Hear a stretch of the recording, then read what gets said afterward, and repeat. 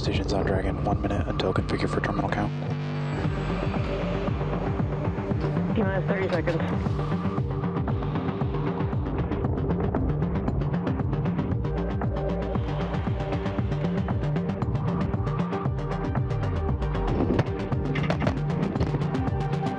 Minus 15 seconds. Falcon 9, go for propellant loading. Dragon is in countdown. 5, 4, 3, 2, 1. Ignition.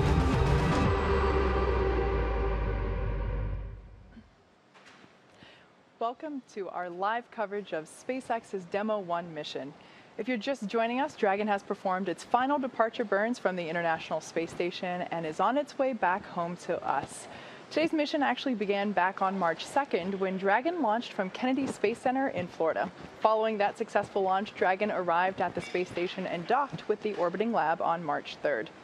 Dragon's return to Earth will mark the third completion of SpaceX's first demonstration mission for NASA's Commercial Crew program. While there are no astronauts on board Dragon today, this demonstration mission represents an important milestone as we approach our first crewed mission later this year. Earlier today, Dragon powered up from sleep mode and began its departure procedures and system checks. That's right, and then the spacecraft autonomously undocked from the International Space Station at 11:32 p.m. Pacific time just yesterday on March 7th. I'm pretty sure it's March 8th now. We've been here all night. And then it began a series of departure burns to move away from the station. We're going to be bringing you live coverage of the rest of the mission from the moment that Dragon jettisons its trunk to the deorbit burn all the way to that splashdown, which we're targeting for 5:45 a.m. Pacific time, with Dragon scheduled to splash down about 230 statute miles east of Kennedy Space Center. One interesting historical note for you real quick, it's actually been nearly 50 years to the day since Apollo 9 was the last spacecraft built for humans to splash down in the Atlantic. It completed its mission back on March 13, 1969. So a pretty big day and a pretty big historical note here. Unfortunately, due to a communications blackout, we're not going to be able to show you every step of Dragon's journey home, but we're going to be bringing you live status updates as it goes through the phase of things like the deorbit burn and the trunk separation, and we've been getting some pretty great views from the recovery ships out there, so we should have good views of Dragon as it comes down towards the water. Yeah. Now, in this next phase of the mission, Dragon has a series of steps to complete before it returns home. First, Dragon will jettison its trunk, like Dan just said, which is the cylindrical, unpressurized part of the spacecraft. We do this as the trunk is no longer needed to complete the mission.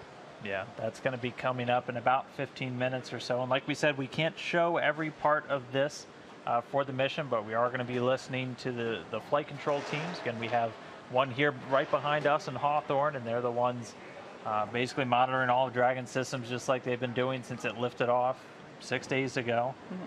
It's flown by so far. It really has. But we're going to be listening in and giving you the updates as they come in. Now, if you've been following along so far this morning, you might have seen us on the earlier webcast last night, this morning. It's hard to tell what time of day it is at this point. But you saw Dragon complete a series of burns. There were a number of departure burns away from the International Space Station that Dragon completed, which allowed the spacecraft to move further and further away from the station in a series of choreographed maneuvers. Everything went really well, and like we said, now we're just awaiting for that trunk separation. And after that, we'll have a pretty exciting deorbit burn and a splashdown. So we're looking forward to all that. Yep. Yeah, at this point, the Dragon spacecraft is well below the International Space Station and quite a few kilometers ahead of it at this point. And that's just to make sure once that trunk's separated, it's not on the same orbital plane, basically, as the International Space Station is.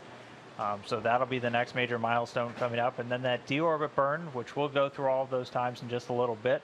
But it's going to be about a 15-minute firing of those thrusters on Dragon. And that's just basically going to take it out of orbit. So it's going to fire these thrusters until that trajectory is basically pointing it right back down in the ocean, in the Atlantic, where we're landing a spacecraft built for humans for the first time in 50 years. So this is going to be a really exciting morning. And like I said, we'll be bringing you some pretty great views. The sun is up already over on the East Coast, so we'll have a nice daytime splashdown. As someone who has seen this specific vehicle get built over the last couple of years, it's pretty incredible to, like I mentioned earlier in today's webcast, to actually see the astronauts on board the International Space Station floating in and out of the capsule as they were opening the hatch, and that was very exciting. And then upon the departure burns earlier, to see the imagery from the station as Dragon was leaving, it was just incredible. We had some amazing shots, and we've seen the artistic renderings for a couple of years now, what it would look like when Dragon was on station, and to finally see it was just a wonderful moment in terms of those of us that have had so many hours put into this spacecraft. It almost didn't look real when, Yeah. you, see it, when you actually saw it flying out there. But I mean, since it departed, that happened early in the cruise day on board the space station, so they've since moved on to a bunch of other tasks. They actually woke up about an hour before Crew Dragon undocked, as they're operating on Greenwich Mean Time, so it was early in the morning for them. But they did offer some great words as Dragon undocked and flew away once it was outside of the approach ellipsoid, so about a kilometer or so away from the International Space Station. And as Kate said, it executed all of its departure burns. It executed 4 departure burns following that initial separation, basically taking it out in front and then up around and then finally out beneath the International Space Station, where it's now on its orbit awaiting this trunk separation and eventually the deorbit burn. Yeah. So in terms of SpaceX history, this demonstration mission is incredibly important, as it's, like I said, the demonstration of our Crew program. Interestingly enough, the Dragon spacecraft that's hanging behind me here in Hawthorne, California, SpaceX headquarters, is similarly the same demonstration mission of our cargo program that we've been operating for NASA for the last couple of years in terms of the cargo resupply missions to the International Space Station. So who knows if the Demo 1 capsule will also be hanging behind us here in Hawthorne. I don't think we have the structural support for that, but in terms of what you see behind me, it's similar in terms of historical referencing for the importance of today's mission. And that capsule actually already has another mission on the books for it. And, SpaceX is planning to use it in their Ascent abort test coming a little bit later this year. That'll be between Demo 1, which we're about to wrap up today, and Demo 2, which will be the first flight that we actually have our astronauts on board that spacecraft. Bob Behnken and Doug Hurley, the 2 NASA astronauts, will be the first one to take Dragon into space. And the Ascent abort, that will be a pretty cool test to see. I wouldn't want to be involved with it because that's a lot of G-forces, but it'll be really important for us to be able to demonstrate the ability for the capsule to leave the vehicle in an urgent need to do so. So we're all looking forward to that test flight, as it's also something we've been working towards for the last couple of years. And yeah, that should be coming up in a couple of months here.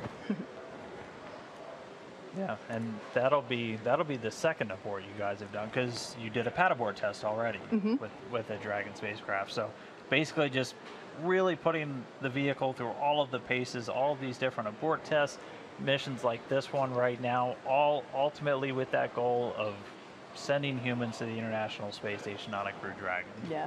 Something else really interesting about today's mission, and in fact the Commercial Crew program going forward in terms of SpaceX's approach to landing the capsules, we are landing them in the Atlantic, like we mentioned earlier, whereas the cargo resupply mission Dragon capsules have all landed in the Pacific. So today is really exciting. We're really pumped to bring you footage of our recovery team as we pull Dragon out of the Atlantic Ocean.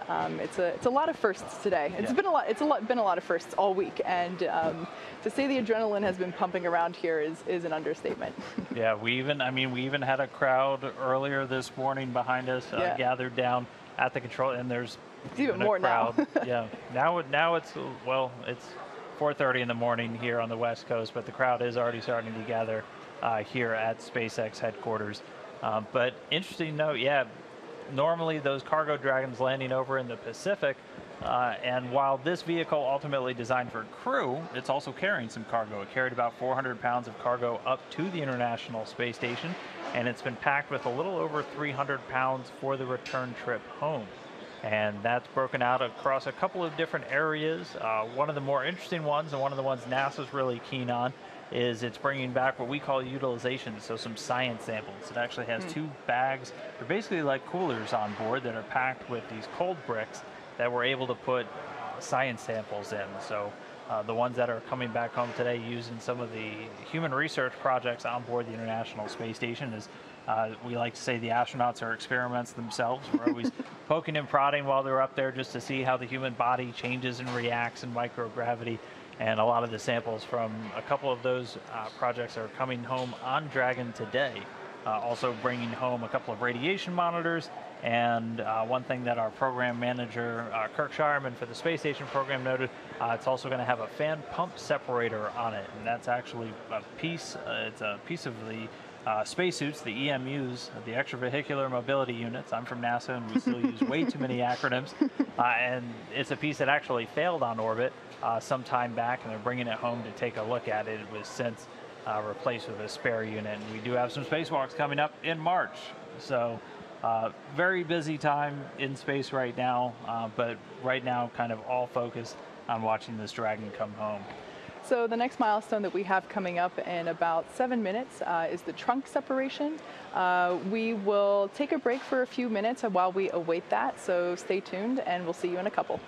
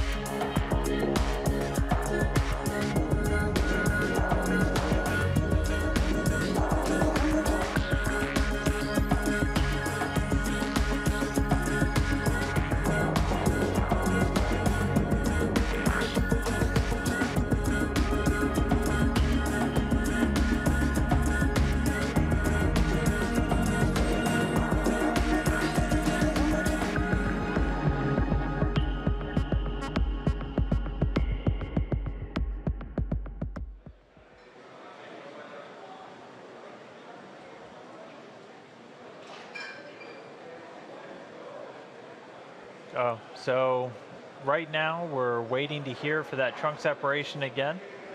We are expecting to get that call just on the internal nets any moment now. That'll be the next major milestone, and then it'll be on to deorbit burn. Exactly. So we should have that call out any minute now. As we wait for trunk separation, this is the last thing that Dragon has to do before it is able to re-enter the Earth's atmosphere and splash down in the Atlantic Ocean.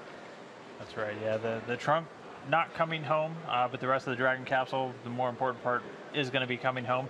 The other stuff that Dragon's going to do before it does that final re-entry is close that nose cone, and we'll get through a little bit of that soon. But basically, that nose cone is going to protect that top part of the Dragon spacecraft, the docking adapter, and also the guidance and navigation and control sensors. So that's one of the last major milestones. That's another kind of departure from the cargo Dragon, which that nose cone gets jettisoned during the launch phase. But with Crew Dragon keeping the nose cone all the way through, it helps in the actual reusability of the Crew Dragon for future missions. Now that trunk section is unpressurized, and we are able to use it to transport cargo on the way up to the International Space Station, but everything that comes back from station is put into the pressurized section. So we are able to jettison that trunk as it's no longer needed, and we're able to shed that extra weight. And I think we just heard trunk separation. All right, so hopefully we'll be able to bring you visual here shortly. Actually, no, we're too far away from station at the moment, so yeah.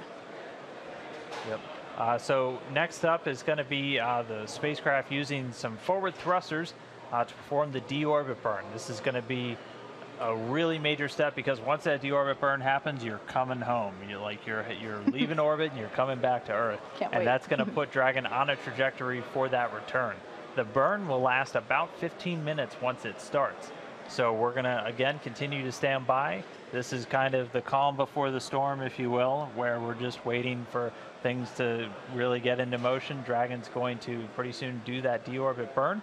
And then following that, it only takes about 45 minutes or so until it's in the water, down in the Atlantic, and ready to get picked up by the teams on the boats out there. So once again, we're going to continue to stand by. We're going to bring you these updates as they come in. But one more milestone down, just a few more to go, and then Dragon's home.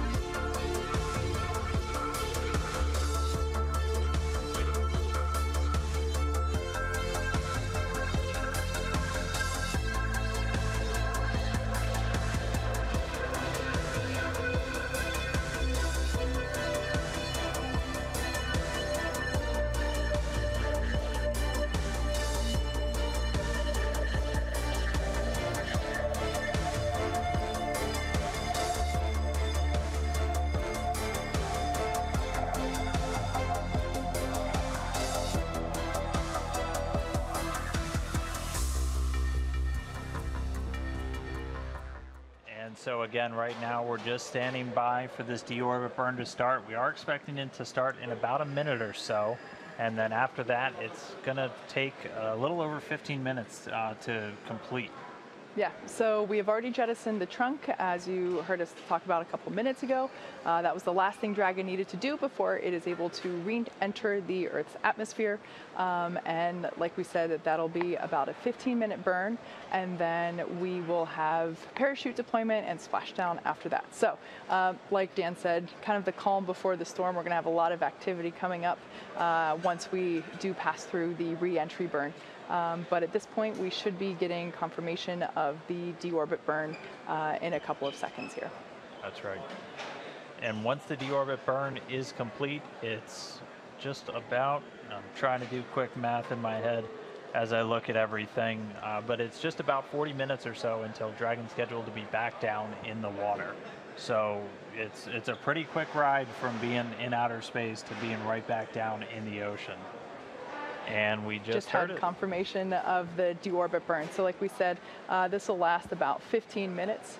So deorbit burn has begun. At this point, Dragon has begun to re-enter the Earth's atmosphere. It's going to get a little toasty, but we're excited for this to happen, as it is the next step, the next milestone in its journey home. That's right. And again, ultimate destination down in the Atlantic Ocean, and there are boats standing by. We'll go through all the recovery forces and everything on site, but there is one main recovery boat. It's the Go Searcher, and that's going to have all of the SpaceX recovery teams who are responsible for actually going out and picking the capsule up out of the water. That is a view of the Go Searcher. This is actually a camera view from one of the other boats that's in the area, the Go Navigator, that has the combined NASA team on board as well. So once we actually have crew on board, everyone's going to be on one boat, so it'll be a little bit tighter quarters. But you'll have obviously the SpaceX people to go and recover the capsule, and then the NASA people typically also bring along the flight docs and the nurses. Anybody who's ever seen a landing in a Soyuz over in Kazakhstan is familiar with that. Once the crew comes home, after about a 6-month period, it's important we get a quick medical check out with them, just take the vitals, make sure they're doing okay, and help manage as they readapt to Earth's gravity for the first time in, up to 6 months or longer. So everyone will be on one boat, but for today we do have 2 boats, so we'll get some additional views, hopefully, from those different cameras as we get to watch Dragon come down. But for now, we are in that deorbit burn, so we got a couple more minutes until that is complete, and then we're one step closer to Dragon being back. Yeah, so while Dragon is re-entering the Earth's atmosphere, we're going to pause for a few minutes until the deorbit burn completes. So be sure to stick around, and we'll see you in a few minutes.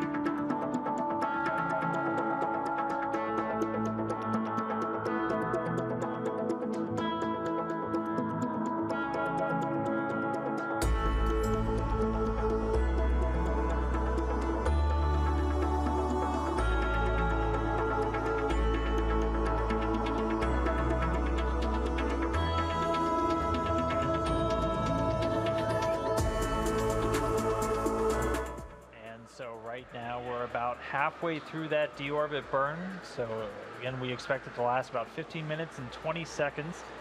The visiting vehicle officer all the way back in Houston was just reporting to the station flight director, again, that we were about halfway through. We're continuing to get a couple of views from the boats, and again, those are cameras that are going to be tracking Dragon once it's coming down under those parachutes. And we're also starting to get, it looks like this is a view from a WB-57 airplane.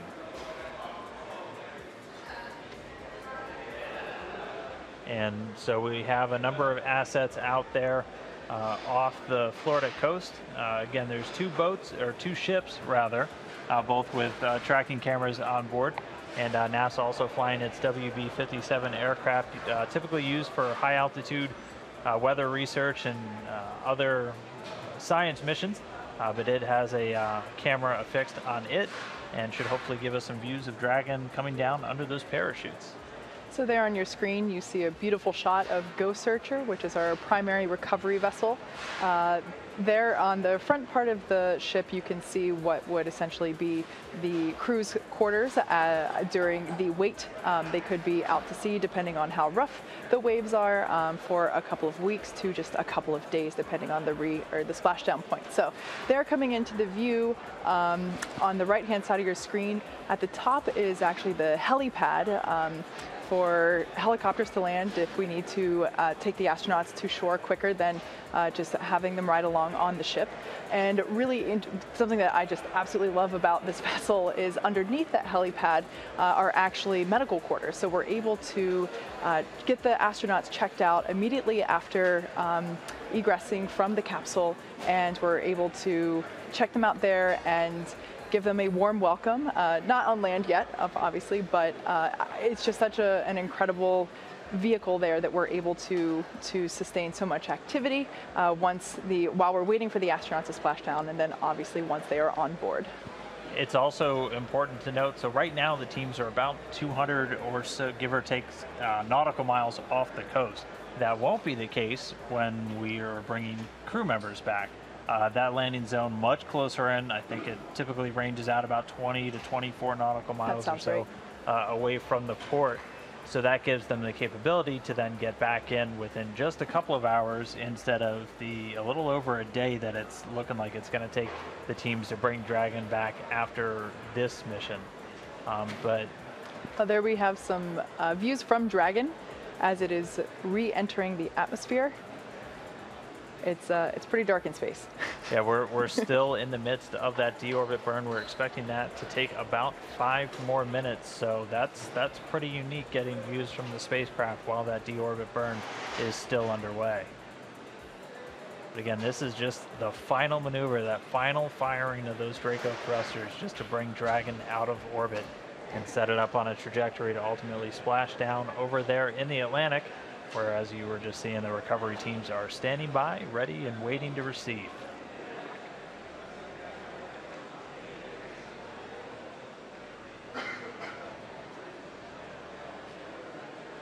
And again, this deorbit burn planned to last about 15 minutes and 20 seconds. And this is just to ultimately carry Dragon out of its circular orbit. So right now it's been in a circular orbit just beneath the space station's orbit. We call it a co-elliptic orbit for the last several hours. And this deorbit burn is going to radically change that planned orbit, basically setting it up to intersect back down with the Earth, back down there in the water where the recovery teams are waiting. Now that we have a full view of the recovery vessel on the very right side of your screen, we can see a portion of the ship that we weren't able to see before, and that's actually the portion of the ship where once the Dragon capsule is close enough, it will be lifted up out of the water by that vertical piece that you see there. It'll actually actuate out over the water and lift the Dragon capsule up out of the ocean and then bring it back onto the boat and set it down into its nest. So pretty cool. This is new. New technology that we've installed on this ship specifically for our Crew Dragon missions. So it's like we said before, this is a demonstration mission, and while our recovery team has been practicing for recovery operations, this is obviously the first time that they will be practicing with a vehicle that's coming from space. So we're all very excited to be bringing you live coverage as all of this unfolds over the next hour or so.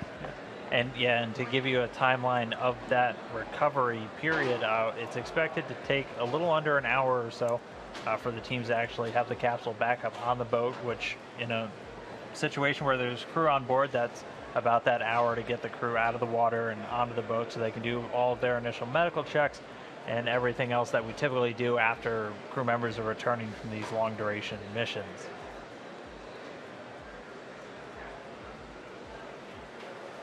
The waves looking pretty calm though, looking like really good conditions out there in the Atlantic. Again, they're a little over 200 nautical miles off the coast of Florida, and they'll ultimately be bound back for Port Canaveral, where the spacecraft's going to get brought back in and handed over to the SpaceX teams there, where they're going to begin processing and then pretty much getting ready to turn it around for that ascent aboard. Yeah. We've been monitoring the recovery weather conditions over the last several days, and now that Recovery Day has come upon us, we can see that we have beautiful skies and in my unprofessional nautical knowledge, relatively calm seas by my eyes. But you know, it's really difficult to be able to predict what the weather is going to be like at sea very far in advance. So we're all very happy to be able to have clear imagery of the recovery team as we make progress here. I feel like we've lucked out with Florida weather so far on this mission. All right, and we're here, and there's about 1 minute left in this deorbit burn, so just about done with that. And again, this is just that final maneuver to begin bringing Dragon out of space and down to the ocean. We're still getting a couple of views from on board the Dragon spacecraft. That's what you're looking at right now.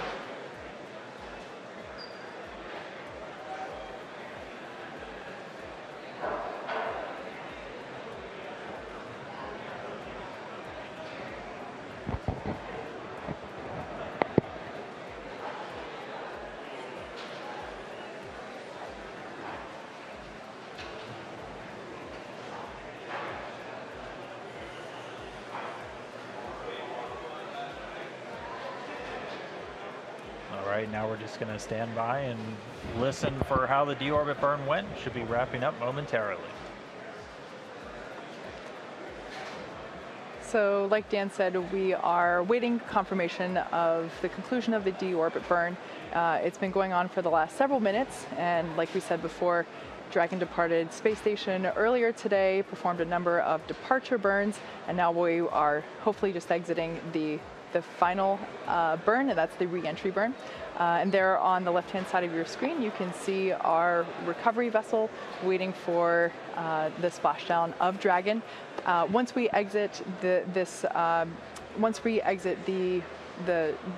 re-entry burn, we will have parachute deployment. The first one of those will be the drogue chutes, the smaller chutes that slow the vehicle down, followed by the main parachute deployment. And that will slow it down even further, allowing it to come to a slower velocity as it approaches the surface of the ocean.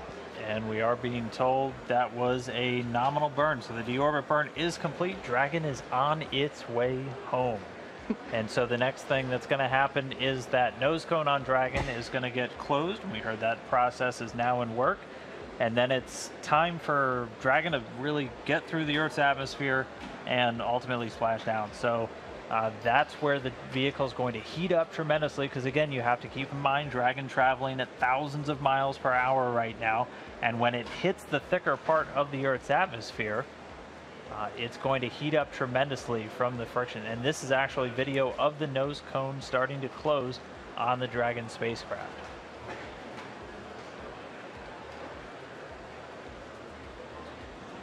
And again, that nose cone just closes to protect that top portion of the vehicle from all of the re-entry events, not only the re-entry through the Earth's atmosphere, but also once it's down in the water. and that protects the guidance and navigation and control sensors on top of Dragon, and also that docking ring that it uses to attach to the space station. So again, what you're seeing right now is the nose cone closing on the Dragon spacecraft as we await for it to re-enter the Earth's atmosphere.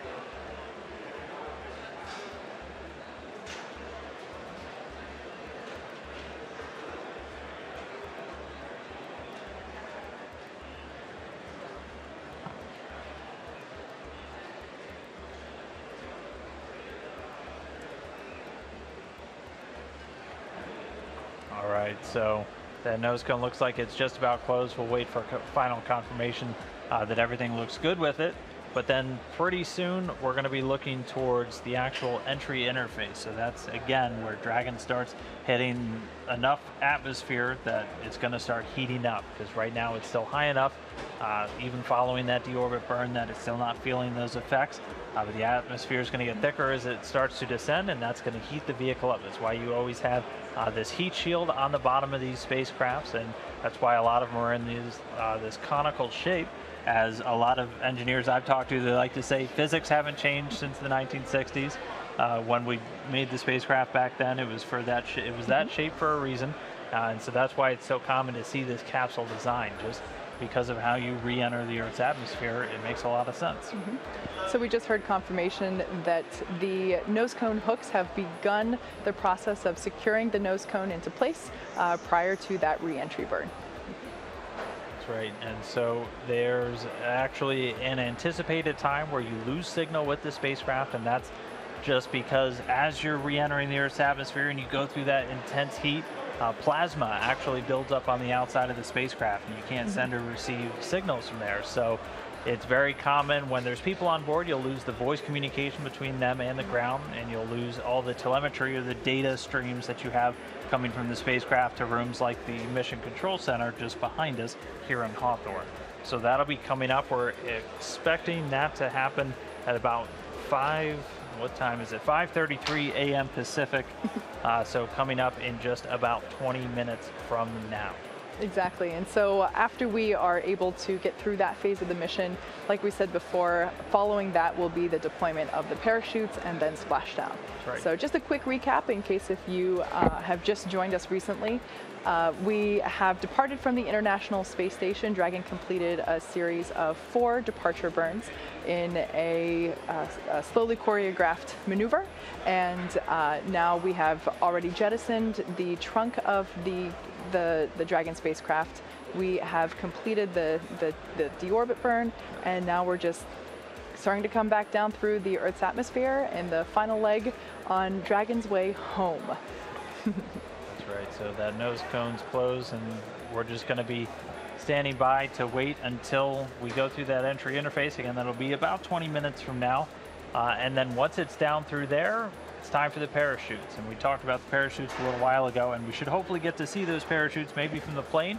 But once it's down beneath the cloud deck, so we should be able to see them from the boats that'll be standing by out there at the recovery zone. And it comes in 2 different stages. Can you walk us through the parachutes real quick? Yeah.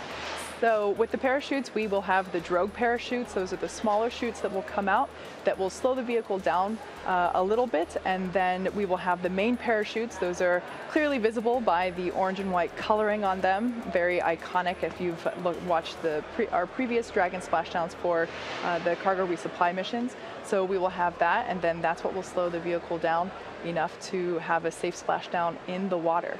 So at this point, another fun fact about Dragon, in the return to Earth, the seats inside the capsule at this point have actuated or turned into the re-entry position. So depending on what phase of the mission we are in, the seats will actually actuate or adjust the angle to make sure that the G-forces that the astronauts will be experiencing are in the right places. So with that being said, we will take a quick break as we active operations here at SpaceX. So with that being said, we will take a quick break. Be sure to stay tuned with us as we go through this period of anticipated blackout with the Dragon capsule. We'll be back in just a few as we come back in anticipation of that parachute deployment. Stick around.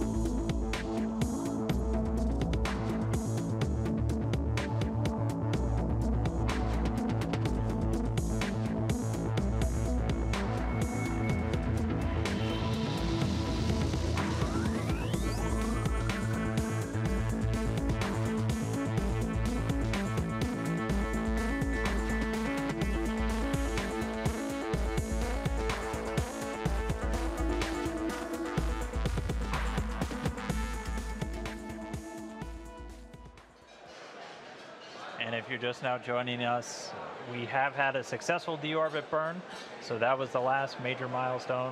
We've also confirmed that the nose cone is closed, the hook's all engaged, and so now we're just waiting for Dragon to begin making its way through the Earth's atmosphere.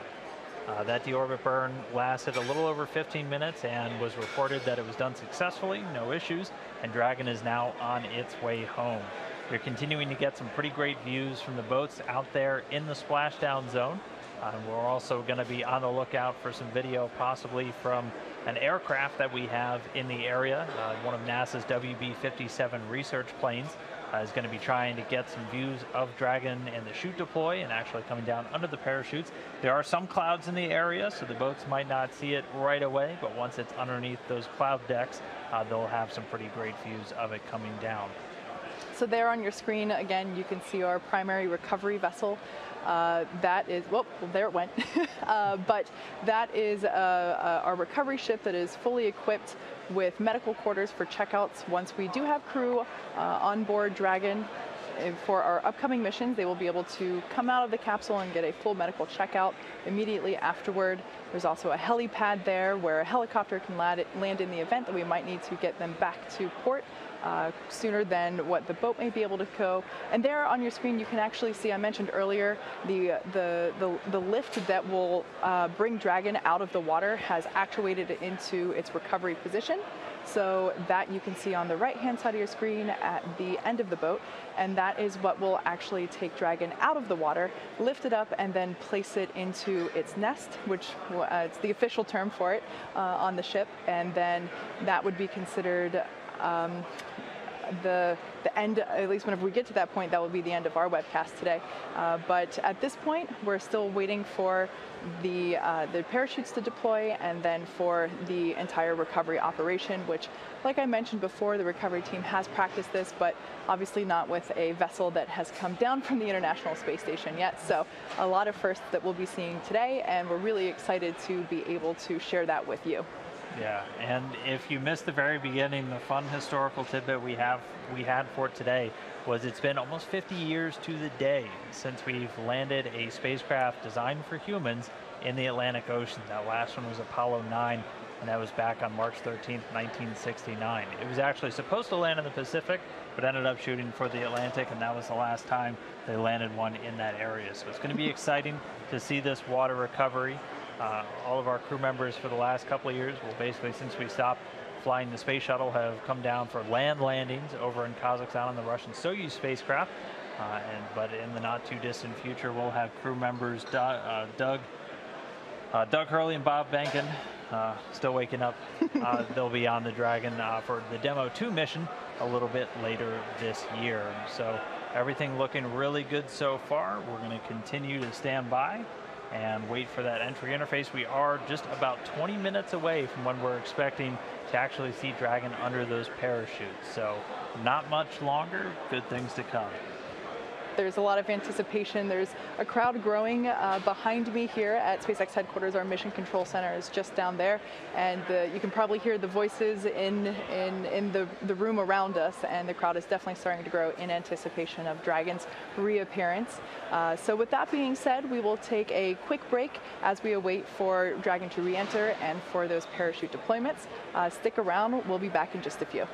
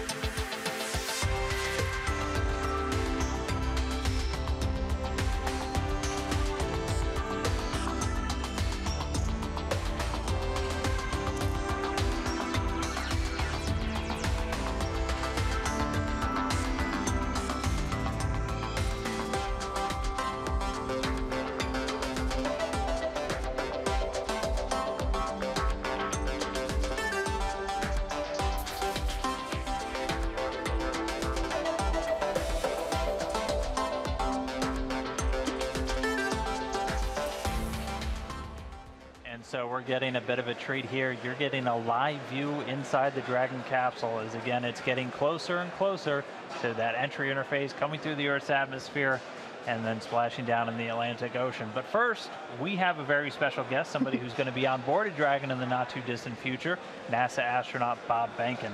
Bob, thanks for being here. Thanks for taking a couple of minutes. I know you're following along with the teams. There's a lot of excitement. How are you feeling about the mission so far? Well, I think I said this before when we were out here for the ascent phase and docking. Just super excited. You know, of course, this one is the precursor for our mission that's upcoming here, and so when this one's done successfully, we'll be one step closer to our flight. That's awesome. Yeah. So what is in store for you between now and that flight? What kind of preparations do you have left to do? Yeah, that's a great question. We have a significant amount of training that we need to go through, so we'll walk through all the various phases of flight. So we'll do pre-launch, we'll get suited, we'll do that here in Hawthorne in the Buck. We'll do a walkthrough at the Kennedy Space Center, actually on the launch pad.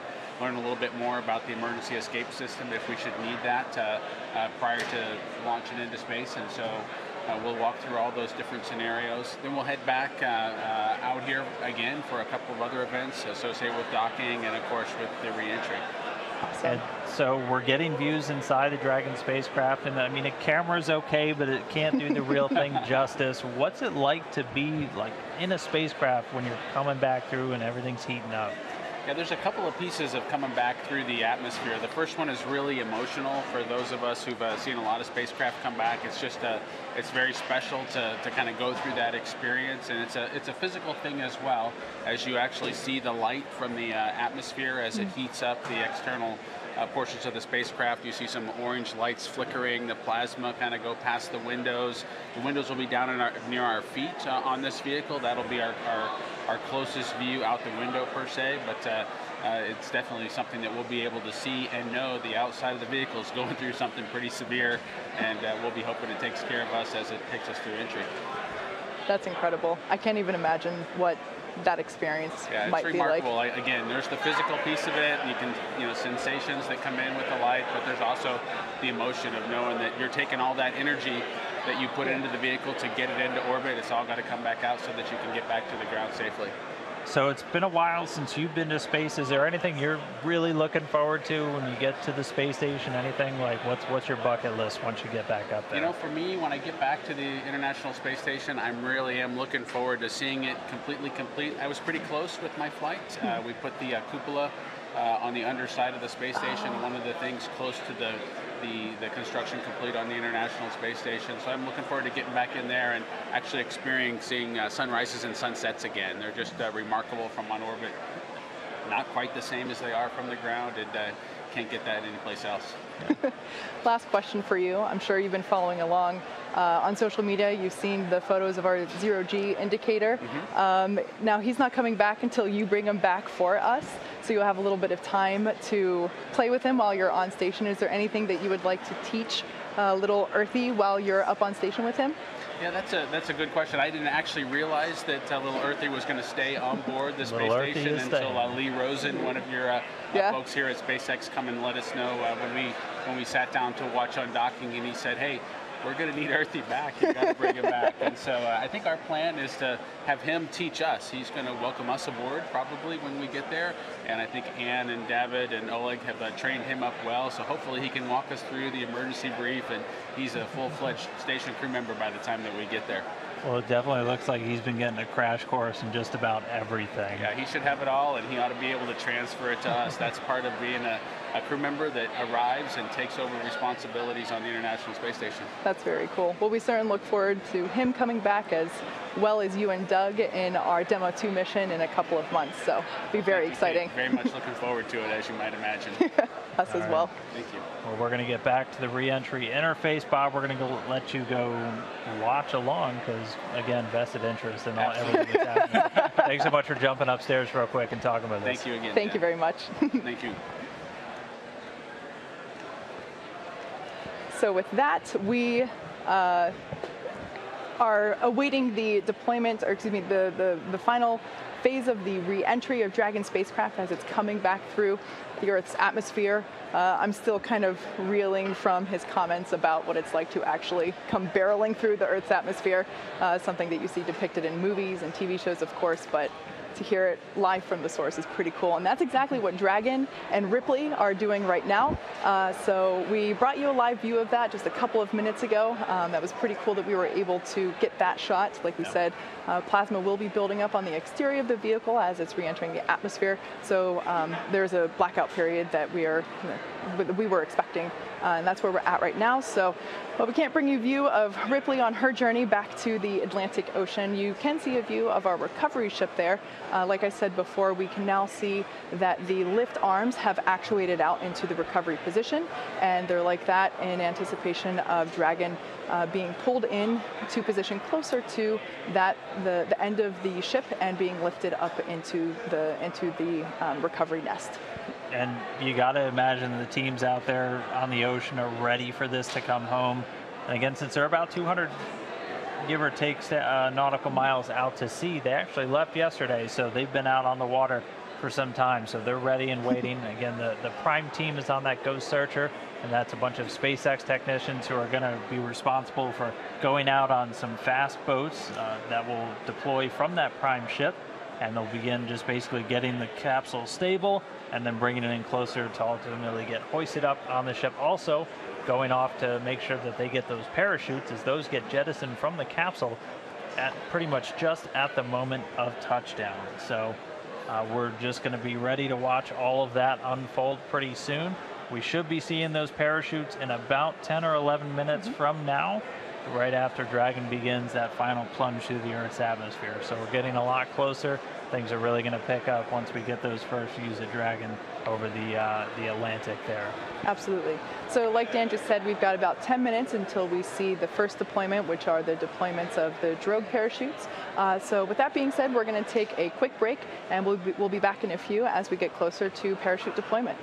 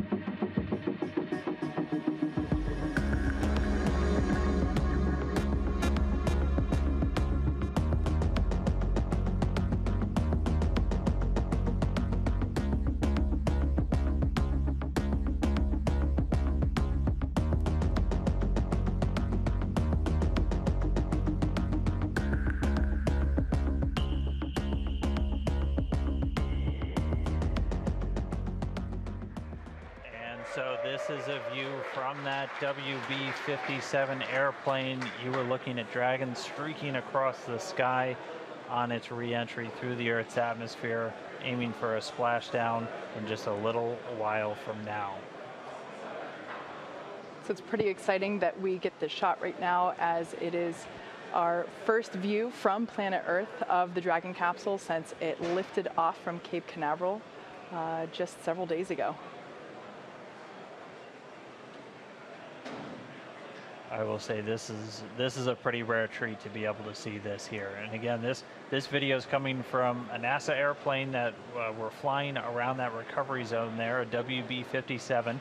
It's commonly used for a lot of atmospheric studies and other science missions, but able to put a tracking camera on it to try and get this re-entry through the Earth's atmosphere today. We're hearing that they should have AOSO acquisition of signal back with the Dragon spacecraft. Right now it's about 46 kilometers in altitude.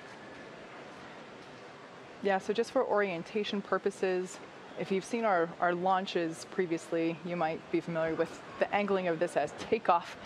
Reminder, this is re-entry. The plane is below the Dragon spacecraft and the camera's looking upward as it's coming over the spacecraft. So it looks like from the orientation of the imagery there that Dragon is going up, when in fact it is still coming back down towards Earth.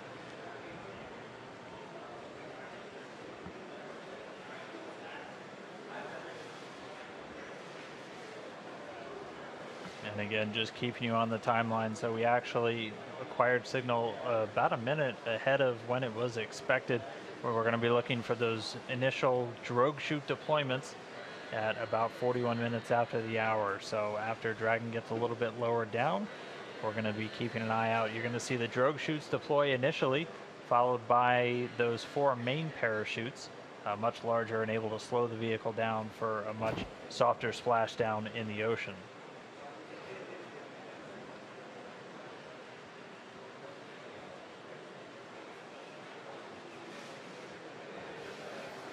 We should be getting that drogue chute deployment in just about 2 minutes now.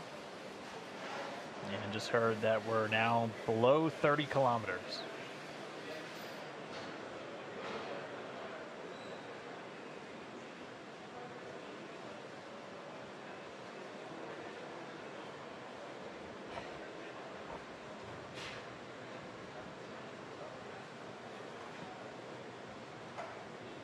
And if you're just now tuning in, this is Dragon. This is Dragon coming home. This is from a camera on board a chase plane there at the landing zone over the Atlantic, about 200 or so nautical miles off the coast of Florida. We're under 30 kilometers, continuing to descend. The next milestone we're going to be looking for is parachute deployment.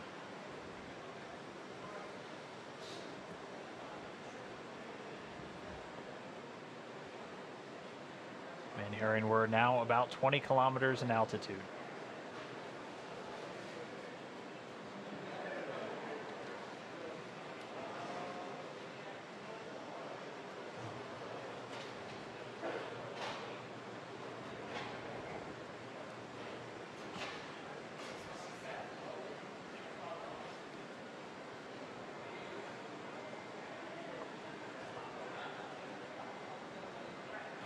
The Dragon spacecraft continuing to descend. It's now subsonic, so already starting to slow down thanks to the aerobraking, basically slamming into that Earth's atmosphere, causes a lot of friction and allows the vehicle to eventually reach its terminal velocity, basically. And then those parachutes are going to kick in.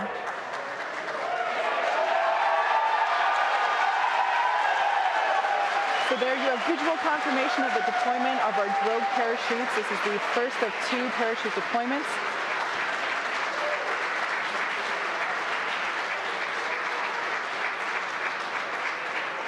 So those drogue chutes do the initial slowing, and then they're ultimately going to pull out the 4 main parachutes responsible for really slowing the spacecraft down prior to that splashdown.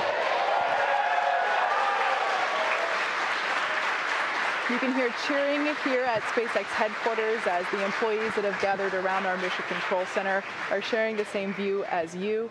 What a gorgeous shot of Dragon coming back down.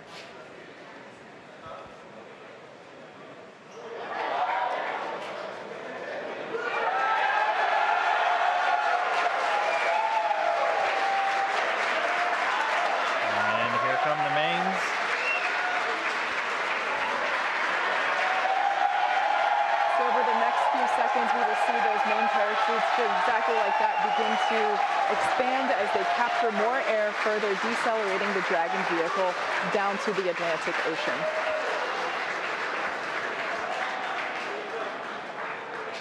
Really can't ask for a more picture-perfect shot than that. And yes, all 4 chutes now deployed. It's going to continue to descend. It's going to continue to slow down and then ultimately splash down in the Atlantic there. We're now under 1 kilometer in altitude.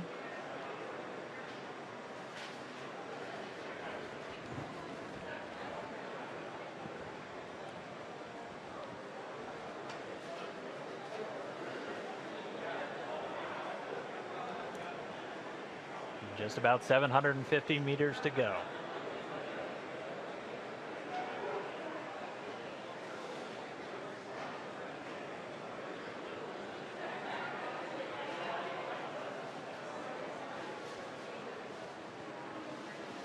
In case if you're just joining us, you can see on your screen there, Dragon has just re-entered the Earth's atmosphere after departing from the International Space Station. We have a gorgeous shot of 4 healthy parachutes deployed and slowing the vehicle down as it is approaching the surface of the Atlantic Ocean off the coast of Florida.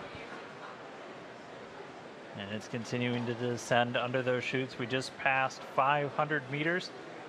Everything continuing to look good via reports to all the flight control teams. Now we're at about 400 meters.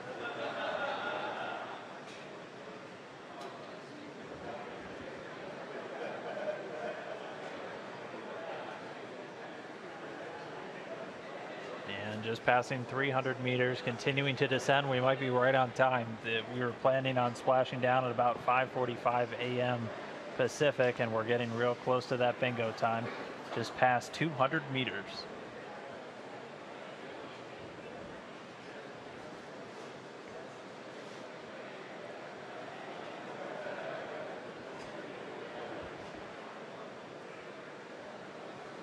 And we have confirmation that Dragon is now under 100 meters, is 100 meters above the surface of the ocean.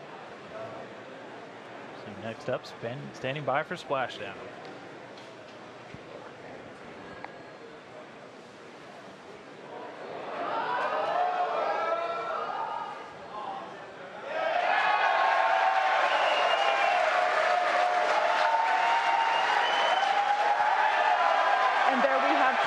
Of splashdown. Dragon has returned to planet Earth. It is now back home, and you can see on your screen our 2 fast boats racing out to the capsule, now in recovery. That splashdown came right on time, 5:45 a.m. Pacific, 8:45 a.m. over on the East Coast. The teams that have been ready and waiting, they were staged just a few nautical miles away. They're going to start moving in now. You can see those 2 fast approach boats already speeding their way towards the capsule.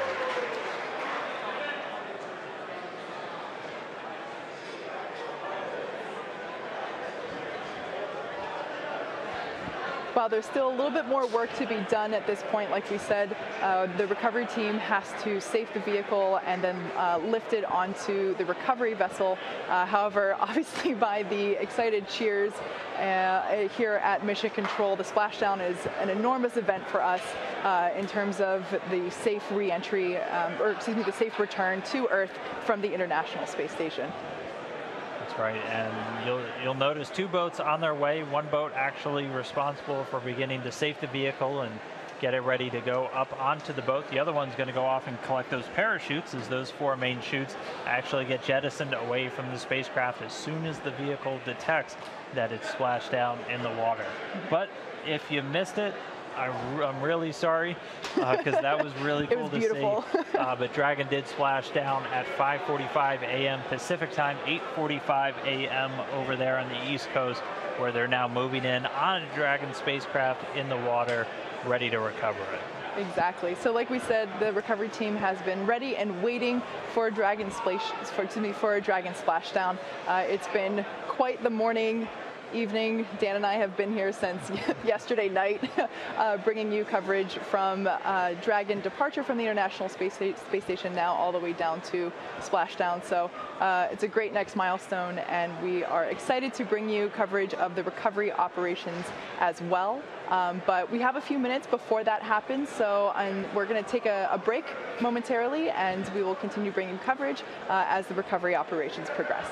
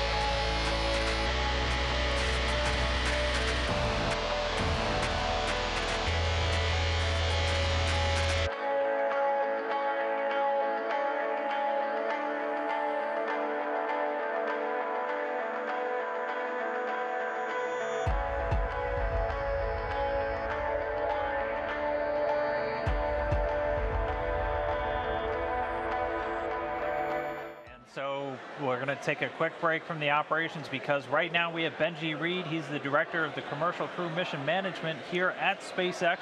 Benji, first off, congratulations, successful splashdown, successful end of Demo 1. What's it been like to watch through this mission? What are your thoughts? What are you looking forward to? Have you had a chance to catch your breath? No, but I'm super excited. Thank you for having me up here. To be honest, I'm kind of shaking, and I'm super, excited. It was an incredible journey to get to this moment. The teams have just done an amazing job, both the SpaceX and the NASA teams jointly. It's fundamentally, this is like a great day for the nation, for SpaceX, for NASA, for all of us, really for the world.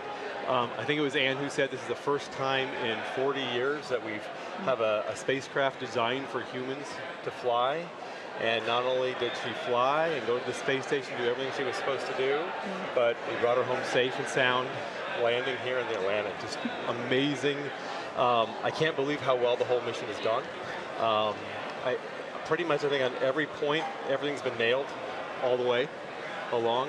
Particularly this last piece, we're all very excited to see as we go through re-entry and parachute, drogue deployed, and main deploy, splashdown. Everything happened just perfectly, right on time, the way that we expected it to. Almost Beautiful. Down to the second. Almost down to the second, right? It was amazing. Yeah. And so, as a team, SpaceX, we're here. We're just super honored to have the opportunity to have done this mission, to have worked with NASA to work through this. And Demo 1 is fundamentally this first major milestone in our process towards certification. I always like to remind everybody that this is a whole system, right? There's Crew Dragon, but there's the Falcon that's going to be certified to fly humans. There's also all the ground systems, the operations, our entire factory and production system. Everything that we do is being certified to be able to fly astronauts safely. And this is a huge step towards that. As we kind of look back over what happened over the last few days, which seems incredible to me, and really it's the culmination of years of work to get us just to this day. We had launch, Crew Dragon deployed, beautiful free flight. One of the things that's hard to test when you're on the ground is how fluids work in microgravity. So things like the prop system and all of the propulsion, and what's amazing is that worked perfectly, just like we expected. We got to station, we docked, and it's the first time I think in history that a commercial vehicle and also an American vehicle has docked autonomously to the International Space Station. So that's just super cool. Loaded with all kinds of sensors, all kinds of tests that we did. We met Ripley. Yeah. We got to see, she's loaded with sensors so we can understand exactly all the forces that'll happen on the crew as they come, as they're launched and then sent to station and come home. We got to meet the Little Earth guy. I heard he's going to stay on station. Yep. and so that'll be for Bob and Doug to retrieve. So that's going to be exciting. Undocking, of course, some more free flight, and then we came home. Jettisoned the trunk, closed the nose cone, and then again, like I said, just beautiful parachute deployment. Everything the way we expected. All of these gazillions of tests that we've been doing on parachutes. All of the analysis and work that we've done on understanding the aerodynamics of re-entry and coming home, everything's just wonderful.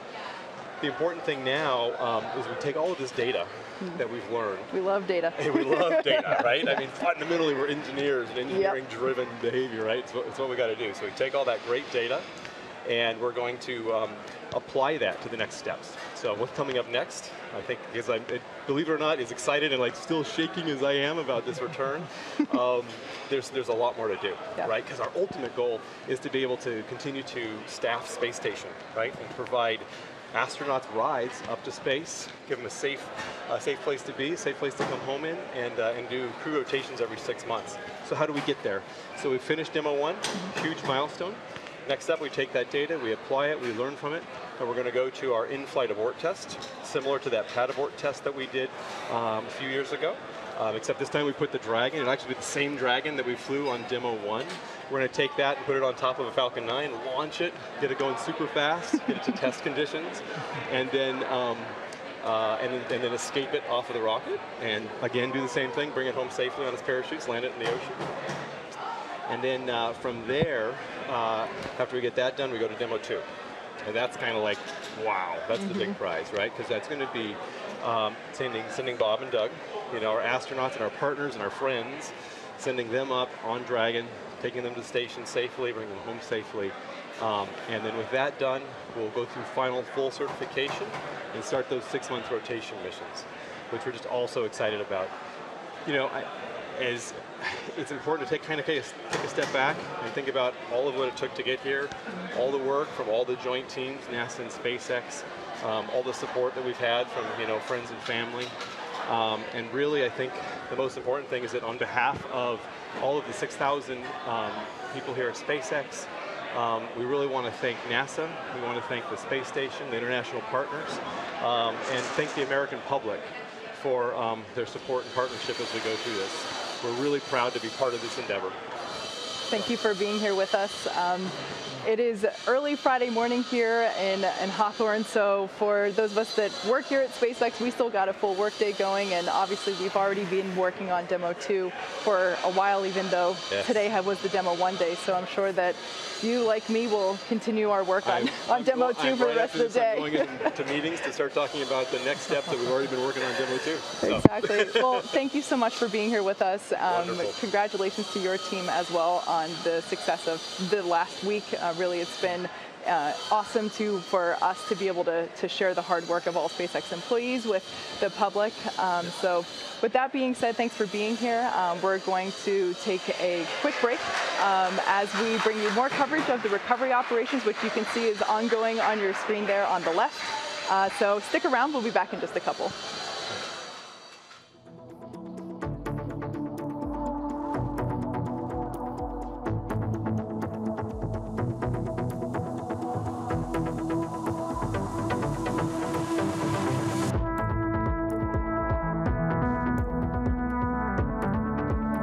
A while, even though today was the Demo 1 day, so I'm sure that you, like me, will continue our work on Demo 2 for the rest of the day. I'm going into meetings to start talking about the next step that we've already been working on Demo 2. So. Exactly. Well, thank you so much for being here with us.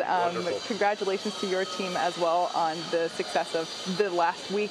Really, it's been awesome for us to be able to share the hard work of all SpaceX employees with the public. So with that being said, thanks for being here. We're going to take a quick break as we bring you more coverage of the recovery operations, which you can see is ongoing on your screen there on the left. So stick around, we'll be back in just a couple.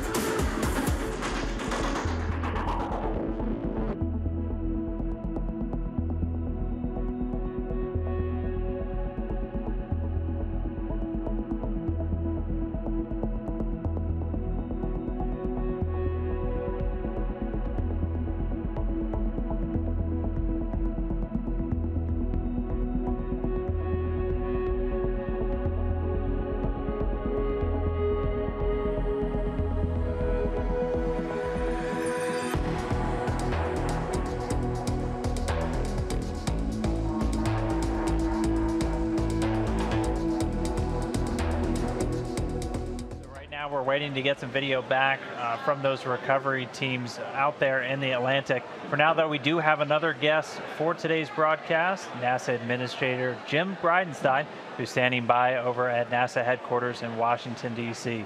So I'll send it over to you, Mr. Bridenstine. Thoughts about today's mission, what this means for NASA, and what we have to look forward to in the future. Absolutely. This is an amazing achievement in American history. In fact, I said on a press conference at 4 in the morning after it launched that this was the dawn of a new era in American human spaceflight, and really in the spaceflight for the entire world because of all of our international partners on the International Space Station. But this achievement spans many administrations, it spans many NASA administrators. I want to start by thanking Mike Griffin, who was the NASA administrator that really got this program going during the George W. Bush administration. And of course, Charlie Bolden was the administrator for 8 years under President Barack Obama. He kept this program strong. And then of course, Robert Lightfoot was immediately preceded me. And here we are today with this amazing achievement, and the current president, President Trump, his budgets for NASA have been as strong as they have been in my adult lifetime. So this really is an American achievement that spans many generations of NASA administrators, and in fact, you know, over a decade of work by the NASA team. So I want to congratulate, first of all, the NASA Commercial Crew Program, all of the amazing engineers that have been involved from the very beginning. I want to thank, of course, the amazing achievement of SpaceX and their entire team, and the vision of Elon Musk and what he has done to help really rejuvenate this very inspirational moment for this new era in American human spaceflight. So this is really an amazing achievement for all of America, but it's not just for all of America right now. It goes back in time. There are so many people that deserve credit, and really what's unique now is that NASA can be a customer. And I know there's a long way to go. We launched an uncrewed spacecraft here. Of course, we have Demo 2, which will be a crewed spacecraft. And between now and then, we have a pad abort that we need to test as well. And so these are all capabilities that are leading to a day where we are launching American astronauts on American rockets from American soil. I have heard, when I was a member of Congress, I heard over and over again, how do we keep constancy of purpose? Because it seems like we lurch from one administration to the next and changing visions and changing budgets. How do we keep constancy? Well, this is a perfect example of a program. When we talk about these things that NASA does, it takes in many cases decades to achieve this kind of capability. And the constancy of purpose here for all of these years is important. But now NASA can be a customer. We can be one customer of many customers for human spaceflight in what we believe will be a very robust commercial marketplace for space operations. And we're going to have numerous providers that are going to compete on cost and innovation. And of course, that's how we're able to do what we've seen now, where rockets are being reused. The idea that we can reuse rockets and drive down cost and increase access to space, just an amazing capability for our country, an amazing capability for the world. Just like we reuse airplanes, there's going to come a day when we're reusing rockets and spaceflight is going to become more routine. We're not there yet. We have a long way to go. But this is an amazing achievement in this path to really a sustainable return to the moon, quite frankly, which is my charge the President has given me to get us back to the moon. So we're driving down costs for low Earth orbit. We're commercializing low Earth orbit, not just with launch, but also eventually with space stations, with human activities, where NASA can be a customer for human activities in low Earth orbit. And then we can use the taxpayer resources that are bestowed upon us. We can use those resources to do exploration, to go further, to go back to the moon sustainably, where we can stay at the moon and ultimately go on to Mars.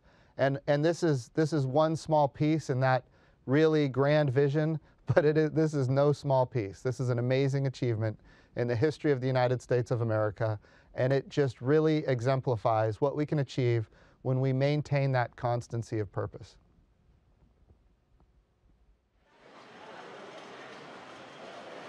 All right. And thank you, Administrator Jim Bridenstine, again, joining us just there from NASA headquarters over in Washington, D.C.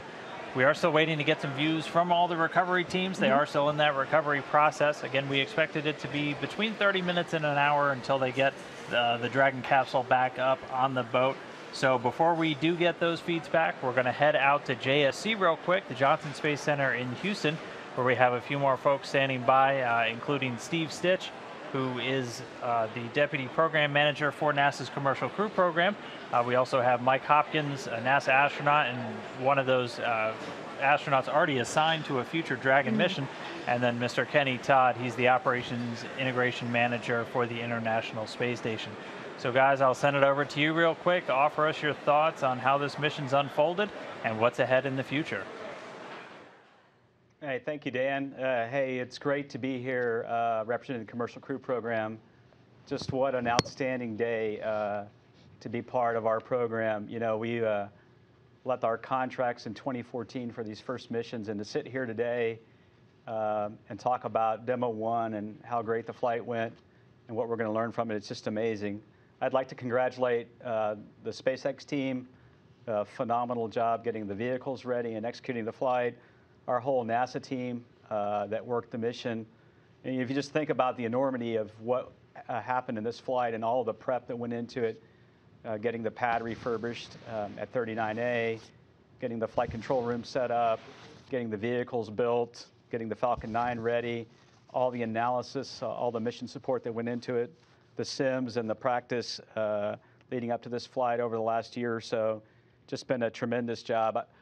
I would say one of the things that we learned during this flight is the great relationship we have between the program and SpaceX. I would say our teams work seamlessly back and forth with SpaceX, not only in the lead up to the flight, but in how we manage the flight through the Dragon mission management team, and then also working with Kenny Todd and the Space Station program. Space Station program did a phenomenal job supporting our program while we were docked to station, on the way to station, and the international partnership as well. So really great opportunity for this mission. The last 24 hours have been exciting for us. You know, we closed the hatches yesterday around noon, got into the undock today about 1:31 a.m., did a few small separations to get away from station. If you watched that on NASA TV, that was flawless. Did about 3 separations to get down below station, executed the deorbit burn at about 6:52 a.m. Central Time, and then landed it just a few minutes ago at 7:45. The vehicle's doing well. The recovery crews are out. They're on the scene. They've already been around the spacecraft and made sure it was secure for personnel. You might have seen that one of the parachutes happened. It was a very calm day with very low sea states and low winds. One of the chutes kind of landed on the Dragon capsule. They already got that off. So that's going really well. It'll probably take 30 minutes to maybe an hour to get it back on the ship. But then when you kind of look overall at this mission, it was a great dress rehearsal for Demo 2. We learned a phenomenal amount in the pre-launch time frame about how to load the vehicle and thinking forward to how we'll put the crews in the vehicle. You know, the ascent profile for this flight, we practiced the exact profile that Mike Hopkins and others will fly very soon, Doug Hurley and Bob Binken. We had the abort system, the crew escape system in Dragon actually enabled for this flight, and we were able to see how that worked, and we'll get the data back and look at those triggers and how it performed. You know, on orbit, we got a lot of great data on the vehicle in terms of the thermal performance, power performance. The vehicle really did better than we expected. And then the rendezvous was phenomenal as we came in, checked out those sensors. The link to Space Station worked, the command link, watching the vehicle come in, and then have a real precise docking and seeing how the docking system performed. So that was phenomenal. And then during the attached phase, of course, we had cargo ops, which will do the same thing on both Demo 2 and then the Crew 1 and other missions. And then we did a robotic survey of the vehicle to look at the thermal protection system and other systems, and that went really well. I will say one thing, this mission, you know, it was only 6 days long. It was a sprint from start to finish. And thinking about, you know, where we've been in operations in that sprint, I think Kenny would probably tell you the same thing. It was just a phenomenal job by the team. And then, of course, today, you know, the undocking, watching how those systems performed, that went flawless. It's a very tight sequence between undocking and the deorbit burn, how the nose cone performed, how the deorbit burn was executed, and the entry was phenomenal. We did have Riley on board, a test dummy, and that's going to give us a lot of important data for the accelerations during both the ascent phase and then the entry phase under the parachutes and then landing. So we'll collect that data and look at that. You know, over the next few weeks, we'll be doing post-flight reviews. In fact, just next week, we'll have one for the launch vehicle and the ground segment at KSC. We'll start reviewing that. And then subsequently, we'll do reviews with SpaceX on the orbit phase of the mission. This flight really sets us up well for the rest of the year. The very vehicle that's in the water in the Atlantic today will be the in-flight abort vehicle. And so one of the first things that will happen is the vehicle will come back to KSC and go over into the processing area and start getting refurbed for the in-flight abort test, which should be in the summer timeframe, in the June timeframe. And then Demo 2 vehicles at Hawthorne getting built for the first crewed mission. That's in progress and going well. That work has continued all through the flight. So that'll be a busy year for us for SpaceX with in-flight abort in the June timeframe, and then Demo 2 later in the year with the first crewed mission. I don't think we saw really anything in the mission so far, and we've got to do the data reviews that you know would preclude us having the crewed mission later this year. And then after that, you know, it's a busy time in our program. Also, if you look in the April timeframe, we're getting ready for the orbit flight test for Boeing, and that will happen very soon. And so our program will transition after this mission and the data reviews into preparing not only for in-flight abort and Demo 2, but also the orbit flight test, the uncrewed flight test for Boeing. And that'll be coming up in the April timeframe. Spacecraft 3, which is the Boeing vehicle, is coming together at the Commercial Crew Processing Facility down in Florida, and they're in the middle of a bunch of very critical testing right now at an El Segundo to verify that the spacecraft can work successfully in space. And then later on this year, we'll have the crewed flight test for Boeing as well. So if you just look at all the activities in Commercial Crew, it's a super busy time. In addition to this flight, in the last few weeks, we did parachute tests for SpaceX and Boeing. And so if you look at all the activities to get ready for flying our crews, it's just a very exciting time. So again, congratulations to our SpaceX team and all the NASA people across the country that worked so hard for many, many years on this flight. It really sets us up for the rest of the year, and it's a super exciting time to be in Commercial Crew. Now I'll turn it over to Hopper. All right, thanks, Steve. So on behalf of the Astronaut Office and the crew, I'd like to also extend our congratulations to the SpaceX team, to the Commercial Crew team, to really all of NASA, and to everyone that was involved in this major milestone on returning human launch and landing capabilities back to U.S. soil. I think that's very exciting. But as you can see on the video of the vehicle, work is still ongoing. The recovery procedures process is still ongoing, and I'm personally very anxious to hear how I think it's Ripley is feeling after they pull her out of the capsule and get her back onto the recovery vehicle. In terms of some major takeaways from a crew perspective, I think one of the things that we're very excited about from this DM1 mission is, for the first time, we've gotten to see an end-to-end test. And so now we've brought together the people, the hardware, and all the processes and procedures, and gotten to see how they all work together. And that's very important on this as we move towards putting people on board the vehicle. And as Steve also said, of course, we're very interested in seeing the data. I suspect there's going to be some lessons learned, some improvements, some changes that we're going to have to make from this. That's all part of the testing process. In terms of what's ahead for the crew, so for all of the crew, including the DM2 crew, Bob and Doug, and Crew 1, myself and Victor Glover, and then the backup crew, Kjell Lindgren, we're all going to be following very closely the in-flight abort test, as well as the procedures, the training to get ready for that DM2 mission. We also have a lot of verification testing, final verification testing that we'll all be involved in, as well as test subjects for that. Specifically for Bob and Doug as DM2, of course, they're going to start focusing even more on that training for the DM2 mission. They've got, after this mission, they've got a lot less runway in front of them, so it's going to start moving, I think, a lot quicker. For the Crew 1 crew, the team, Victor and I, and even for Chell as the backup, we've got a lot of training, not only for Dragon, but also for ISS. Our mission is to not only get up there and return safely, but is actually to do some work for the ISS program while we're there. And so that means we've got to do all of the training for being able to do the spacewalks and being able to operate the robotic arm and maintain the station and do that critical science that's been going on for, gosh, over 18 years now. Pretty amazing. So that's what's ahead for us. I guess finally I'd like to just kind of emphasize that this mission, this amazing week that we've had, is really just one small step in this very methodical build-up approach that we've been going through, that the program has laid out, that the company has laid out in order for us to put people on board these vehicles and get them up and back to the station. And so, again, congratulations to the entire team, and over to Kenny. Thanks, Hopper. And just about any conversation you're going to have today with anybody around here is going to start with a congratulations. And so I'll certainly offer mine to Steve Stitch, Kathy Leaders, the Commercial Crew Program. Just a phenomenal effort.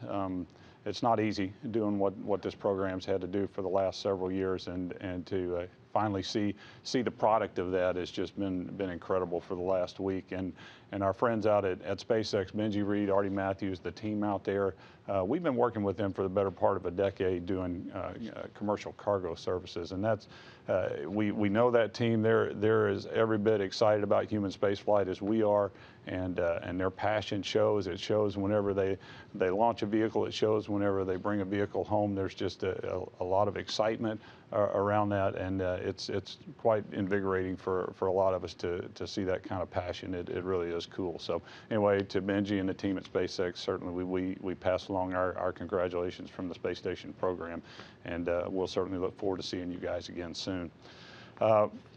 As far as the milestones, the things we got to do while the Crew Dragon was on board, one of the things from a station program that we were really looking to do was to check out the interface that we installed here a couple of years ago on the front end of PMA-2 to ensure that our latches worked properly, interfacing with the Dragon, that we were able to flow power through the interface. All of that worked just perfectly. And so for us, we feel like we're in a good position going forward to support the Commercial Crew Program, and that we don't have anything else, at least on the front end of the PMA-2, that we need to worry about going forward. We are later this year going to install another docking adapter up on the Node 2 Zenith port, which will give us two ports to dock the Commercial Crew vehicles. And so we're excited to get on with that activity later on this year. So as far as the team, I talked to our team earlier this week, and I said probably in about a week from now we'll forget that we had a Crew Dragon on board, just because of what lies in front of us. And that is we have a new crew coming up later this coming week on Thursday. We'll see the launch of 58 Soyuz from Baikonur, and so we're excited about that. The team has already started to deploy there. The crew's there and ready to go, and so we're excited to get the crew back up to a size of 6 again. Again, just gives us more flexibility, the opportunity to do more science and work on the backlog that we have on board. So we're excited about that. And one of the first things we're going to be tackling as soon as we get back up to a crew of 6 is a set of EVAs. We can call it a triple EVA because, like it sounds, it's a set of 3 EVAs. We're going to do 3 of them in about 16 days. And so right after hatch open, we're going to be hard at work trying to put the final plans in place for those EVAs.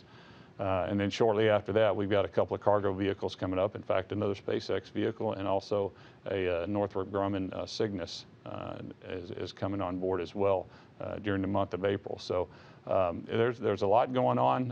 Again, we're very excited about what's happened this week, and next week we'll go tackle some of the stuff that's coming forward. But at least today and for this weekend, we want to celebrate this accomplishment with the Commercial Crew Program and the folks from SpaceX, and bask in the glow of that along with them and enjoy it. It was quite a few days here, Dan. So with that, we'll hand it back to you. All right, thank you, Kenny, Mike, and Steve over there in Houston. Thanks for those words. And now we're going to get back to the action. We're getting some views back of that recovery of the Dragon spacecraft. The teams are in place, and now we're just waiting for it to make its way onto the recovery ship. Exactly. So now that Dragon has splashed down into the Atlantic Ocean, the recovery team is going to go through a number of steps as we recover the Dragon spacecraft and lift it onto the recovery ship. Now, in case if you're joining us, well, just real quick, you can see on your screen there a live shot of Dragon recovery, the capsule bobbing in the sea there with the Dragon team working on those recovery operations. In case you are just joining us, the mission has gone very smoothly so far today. Dragon successfully splashed down in the Atlantic Ocean just several minutes ago. At 5:45 a.m. Pacific. 5:45 a.m. So, gosh, I can't believe how late in the morning it is already. Time flies. And about 240 nautical miles away from Cape Canaveral. Approximately 6 hours prior to splashdown, Dragon autonomously undocked from the International Space Station, completed a series of departure burns, jettisoned its trunk section, and performed its final burn, the deorbit burn, and placed itself on a trajectory toward the Atlantic Ocean. And this is actually a replay of that final descent from just a little bit earlier this morning. At this point, Dragon was under the 2 drogue chutes, and those were responsible for all of that initial slowing down. And they also were responsible for pulling out the main parachutes, which you can see in the replay here. And those 4 main parachutes deployed successfully. We heard from Benji and also the teams during the action that they went exactly as planned, everything kind of happening exactly on the timeline too. But that all came after Dragon successfully re-entered the Earth's atmosphere, and those parachutes were deployed. And now, though, we're on to the final part of Dragon's journey, as it's pretty soon going to get lifted out of the water and placed onto the recovery boat. So again, this is a replay of the re-entry and splashdown that we witnessed live several minutes ago. Gorgeous shot of those lovely full parachutes as they are slowing the Dragon capsule down to the Atlantic Ocean. Yeah, it's already been 45 minutes since that happened. Wow. It feels like it was just 5. about 5 minutes ago. But yeah, that splashdown was 5:45 a.m. Pacific, 8:45 a.m. So a little bit later in the morning over there on the East Coast when Dragon splashed down again. Yeah, about 200 or so nautical miles out from Port Canaveral. If you've been following along with our mission this week, you already know that we don't have actual humans on board, just Ripley, our anthropomorphic test device. She has lots of sensors placed around the body, I guess you would say. Inside the suit, there's a microphone inside as well. Yeah, so this will give us lots of really cool data about the G-forces and what the test device experienced during launch and docking and re-entry. However, as with all steps so far in our Demo 1 mission, our teams will be covering the full steps in the recovery process as if it were an actual crewed mission in order to prepare for our first time with NASA astronauts on board. You saw earlier that the recovery fast boats went very quickly to the splashdown point. Go Searcher, the main recovery vessel, followed along quickly, which you can see in your screen right now. Wow, it's a picture perfect day, so it's pretty great. So we're going to be watching as the recovery vessel gets closer to the Dragon capsule, and we'll be able to see it get lifted out of the ocean. That's a beautiful shot there. So our recovery crew has been already performed the safety checks that they do after splashdown. The vehicle itself safed itself as well as soon as it detected that it was in the water, and the team made sure it was safe to approach the Dragon spacecraft. And then upon that immediate detection of landing, Dragon automatically released all of those main parachutes, and that just prevents the wind from catching them and potentially pulling or dragging the spacecraft across the water. And those parachutes also get recovered. Another one of the fast approach boats was tasked with that immediately after splashdown. Following that successful parachute cutaway, Dragon automatically saves any of the pyrotechnics still present on the vehicle, and it can also automatically perform a couple of additional minor system configurations. The astronauts, if they were on board, would remain seated, so Ripley obviously hasn't gotten up right now on the boat, but she has not unbuckled her seatbelt yet. She has not unbuckled her seatbelt yet. The astronauts, if they were on board, would remain seated, and they stay in their suits at this point. But the Dragon spacecraft has air conditioning on board, and that helps keep the temperatures in check inside the spacecraft. And the communication system on board also remains powered, so the crew still has their two-way communication as they are just kind of sitting there in the capsule waiting for the teams to move in and pull them up on the boat.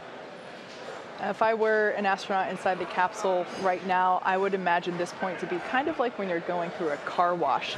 You know, you're safe, you can talk, you're comfortable in your enclosed environment, but you can't open the door just yet.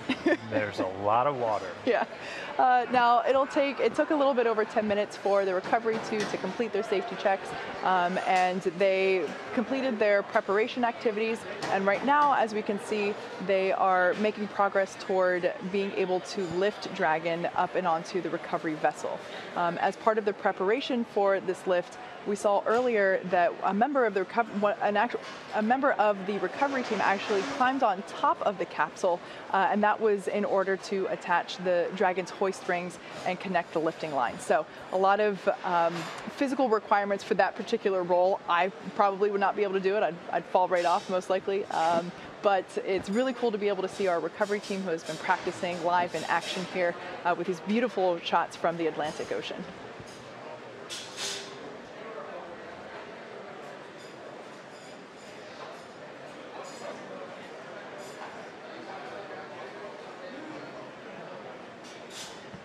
And so for now, we're just going to continue getting these great views from the boats out there. This view is actually from one of the other vessels that traveled out to the recovery zone. This is from the Go Navigator and the combined NASA teams with a number of managers, flight docs, and other personnel that will be involved in kind of the game day operations when we have crew on board the spacecraft. They're on the Go Navigator.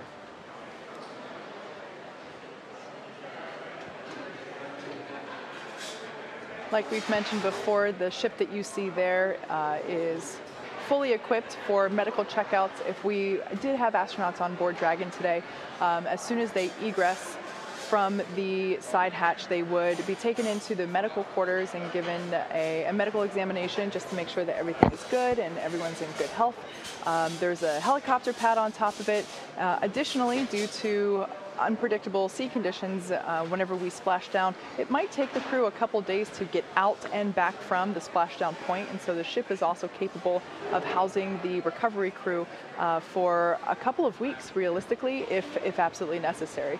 Obviously a long time to be on a ship in my opinion, but it's fully equipped, and I've been on that ship myself, and it's just incredible to me as someone that keeps my eyes towards the sky and not necessarily,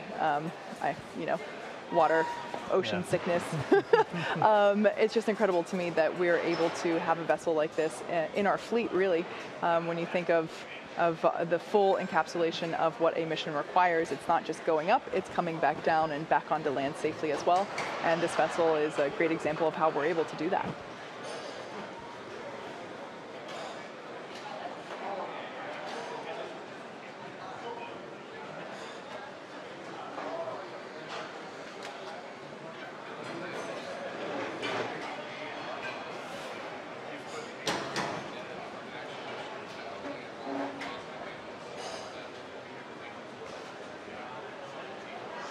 And as mentioned just a little while ago, so this is actually a view from the Go Navigator. That's one of the two ships that have traveled out to the splashdown zone. One of the NASA personnel on board that ship is Shane Kimbrough, and he's actually the lead for all of the various NASA recovery teams and pretty much responsible for overseeing all the crew's needs and all their recovery, all their quarantine before launch. He likes to say I think he told us they kind of belong to him once they're in quarantine and getting ready. So he's actually joining us now via a satellite phone from that ship. Shane, thanks for calling in real quick. How's everything looking out there with Dragon Recovery? Hey, Dan, great to talk to you from the Go Navigator. Everything's going really well. It was just beautiful seeing it come in on the drogues and then the main parachutes and then obviously the splashdown. You guys are probably seeing video now. The Go Searcher is getting pretty close to getting the capsule and getting it on deck. And so, Shane, what was the trip out there like? I know we're kind of at a landing zone a little bit further away than when we have crew actually on board, but how's everything look so far? Everything's been great. The crew's taken great care of us. It was about a 30-hour journey to get out here to the splashdown zone, but we woke up this morning knowing we were only a couple hours away from all the action happening, so that was really cool, and now it's great to be involved in the recovery of Demo 1. That's awesome to hear. It was one thing for us to be able to watch it from Mission Control. What was it like watching Dragon splash down with your own eyes, Shane?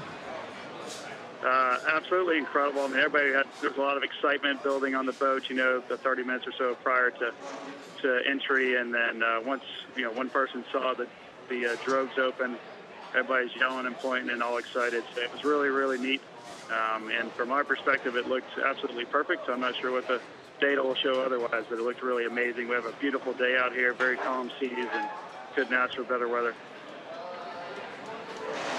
And so, Shane, obviously you didn't come down in this capsule today, but you have come down in a capsule, but on land.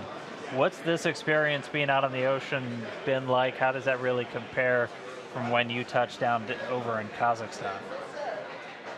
Yeah, good question. As we're sitting here talking, it's been, 45, 50 minutes since splashdown, and I'm thinking, you know what, there's a crew in there, and that's a long time to be waiting to get picked up, so we'll tighten up that timeline a bit, just knowing the crew's probably not going to feel very well at this point, and the sooner we can get to them and get them on deck and then eventually back on land will help their recovery process. All right, so we're continuing to get these views. What's kind of ahead for you and the rest of the teams? I know you said it's going to be about a 30-minute or a 30-hour boat ride back into harbor. Yeah, that'll be probably about the same going back. I think we'll be out here another hour or so, maybe 2 hours, just getting everything situated. And the SpaceX team on Go Searcher, once they give us the go, then we'll start heading back to port. And we're supposed to arrive late Saturday night back into Port Canaveral. All right, well, Shane, we'll let you get back to watching all the operations. I know you got a job to do other than talking to us, but I do really appreciate you calling in from all the way out there in Atlantic. It was a great splashdown, and we'll see you when you're back in Houston. Sounds great. Thank you, guys, and enjoy the rest of the scenes out here as you're getting them from the Go Navigator. Take care. All right. And that, again, that was NASA astronaut Shane Kimbrough. He's out with the NASA teams. We're on a boat watching as the Go Searcher gets a little bit closer. Looks like pretty soon they're going to start reeling that Dragon in, and we're going to get to see it go up onto the Dragon nest.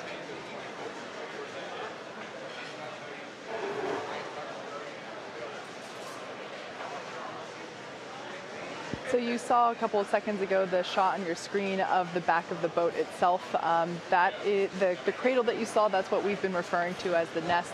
It's designed specifically for the Crew Dragon design, and that is exactly where, once the lifting arms have lifted the capsule out of the water, and it'll place it back down in that spot.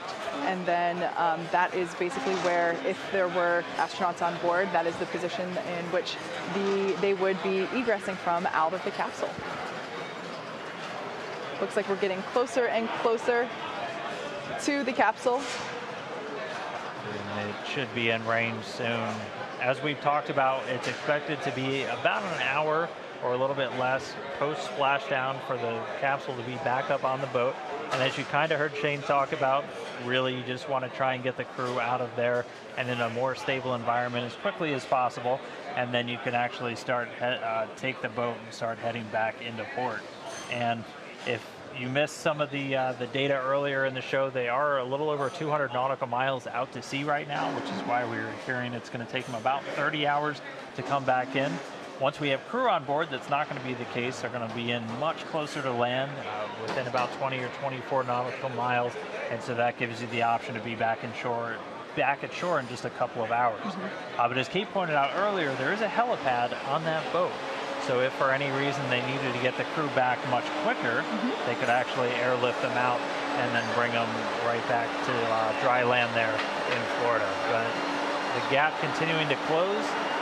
It sounds like operations are definitely picking up here in SpaceX headquarters, if you're starting to hear some of that. But everything looking great so far. We should have that Dragon on the boat in just a little bit.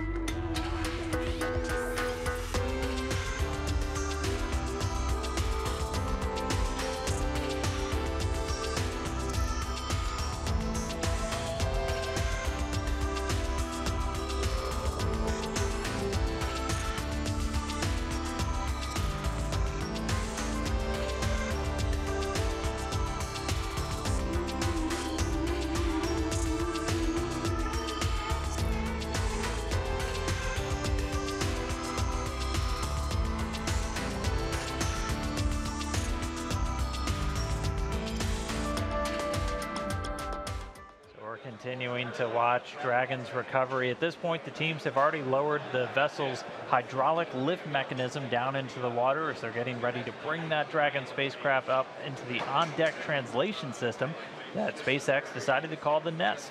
And Dragon's going to remain in that nest during its journey back to the coast, where it's going to arrive at Port Canaveral, Florida. Again, we're expecting that to take about 30 hours or so. For this mission, it'll take them that long to make their way back because they're a little over 200 nautical miles out to sea. But for crewed missions, as we've said, the landing zone's only going to be a couple hours ride away from port. And that's just so SpaceX can quickly get those returning astronauts back to dry land, where things are a little bit stable. And after you've been in microgravity for about 6 months, your feet will probably appreciate that. The capsule pretty soon, though, is going to get lifted and set into that nest, and then they're going to center and orient the vehicle. And then Dragon will eventually get translated into the hangar aboard the ship so that the teams can open up the hatch. And for missions with astronauts aboard, we're almost at the point where the recovery teams would be assisting the crew to get out of Dragon. So we're almost there. That would happen shortly after they get back onto the ship. In aerospace terms, we call that the crew's egress from the spacecraft. And under the typical circumstances, the SpaceX recovery team is going to be helping out the crew of Dragon within 1 hour of landing. Yeah, so you can see on your screen there, Dragon is getting closer and closer to the back end of the recovery ship. Just a minute or two ago, we saw the crew member that was responsible for attaching all the appropriate rigging to the vessel jump off the capsule and back into the water. Right now, we're just waiting for Dragon to lift up and out of the water and into the nest. And there it goes. So there facing us is what we call the side hatch, and that is where, as Dan just mentioned, the astronauts would, if we had astronauts on board today, where they would be exiting. The top hatch is what we use to connect to the ISS, and that is currently hidden underneath the nose cone. But like we said, astronauts will be coming out of the side hatch. Yeah, and we got a beautiful shot there. Now the hydraulic lift is coming back towards us, and it is preparing to lower the Dragon capsule into its nest.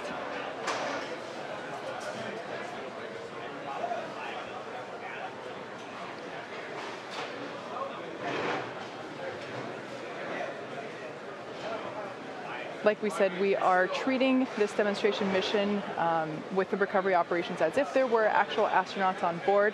And of course, before we would be able to open the hatch, we would have to make sure that the spacecraft's cabin pressure is equalized with the outside environment before doing so.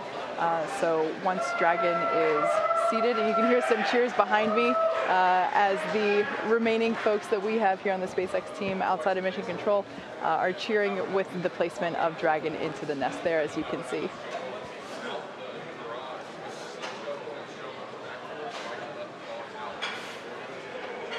You might also notice that the thermal protective system that we have on the outside of Dragon, if you were watching during launch, was a pristine white.